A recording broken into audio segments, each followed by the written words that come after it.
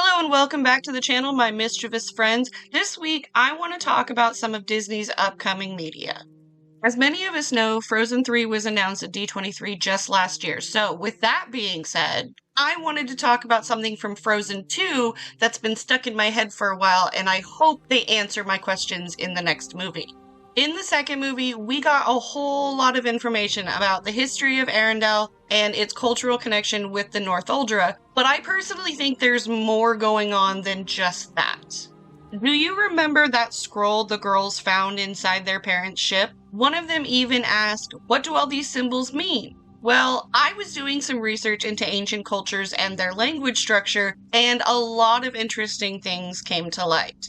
This is going to be a lot of information, so I'm actually going to be breaking this into 4 videos for you. But for your own edification, you might enjoy doing some of your own research into Scandinavian and Sami traditions. I also apologize for my voice again. I have a sinus infection, but that does not mean I will abandon you. Let's start this out by looking at the scroll directly. The scroll is divided into sections, and these sections are represented by hexagons. Each hexagon seems to represent a piece of the passage, and I think each line on the scroll is like a sentence or maybe a paragraph, depending on how long the passage itself is.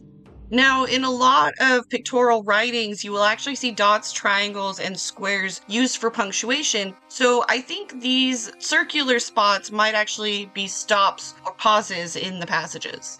Most curiously, there is no historical writing system that is represented by hexagons, but hexagonal language is actually most commonly used in computer sciences and coding, so I think that's why the scroll is designed this way. One idea I had actually came from a Super Carlin Brothers video that I watched. They mentioned something called Ice 11, which is what many believe that Elsa's powers are tied to. What's wild is that Ice 11 forms in hexagonal crystals.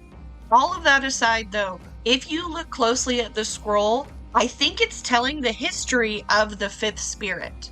As we already know, the cultural influences of Frozen come from the Scandinavian and Sami cultures, but most people who try to translate Frozen's messages, they tend to over-intellectualize it. They forget that the scroll is actually probably Northuldran, or Arendelle would have already known about it. And, like King Runard said, "The Northuldra follow magic, which means we can never trust them."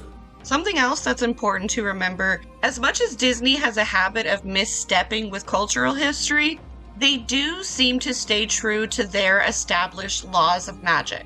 That means the Northuldra are an indigenous people, so they are part of the pagan collective of spiritual beliefs, just like Pocahontas. Personally, I think the scroll, just like the scarf, was passed down to Iduna before her parents died. Honey Marin mentioned that the scarf the girls held onto came from one of the oldest Northuldran families. This makes me think that Iduna was actually from one of those families and probably knew the true history of Ahtohallan, but she couldn't share much of it out of fear because of what King Runard did to her people. So let's break down this scroll line by line. This is going to be a lot of fun. The water goddess gave birth to the earth beneath the Polaris star. Using the power of the 4 elements, she shaped an incarnation of herself. Couple things to point out here. The Sami believe that Polaris is the nail by which the sky is held to its axis in the heavens. This first incarnation of the goddess, I believe, was the first 5th spirit and probably an ancestor of Iduna. An offense to the goddess brought a curse upon mankind, veiling the sun. In time, the elements shall come together again. Considering what we learned in Frozen 2, I'm pretty sure this is the war between Arendelle and the Northuldra when the fog came over the forest. When the balance between nature and humanity falls, the 5th spirit will be born. And of course, as we know, Elsa was the reward for Iduna saving Agnar. Now these last 2 lines I'm really struggling with, so I'm totally spitballing here. Where the river meets the sea, only a daughter of water may pass. Again, totally spitballing here, but as the embodiment of Ahtohallan, she is technically a child of water.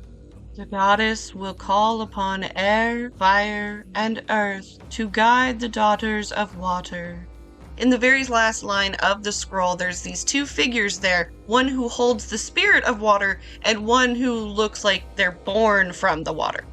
Something else that I noted was the positive and negative spaces in the artwork. This is very important because pagan culture believes that everything has a creative and destructive force. What I'm still struggling to figure out is what the inverted colors specifically mean in this scroll. So if you have any thoughts, please leave a comment. I would love to know.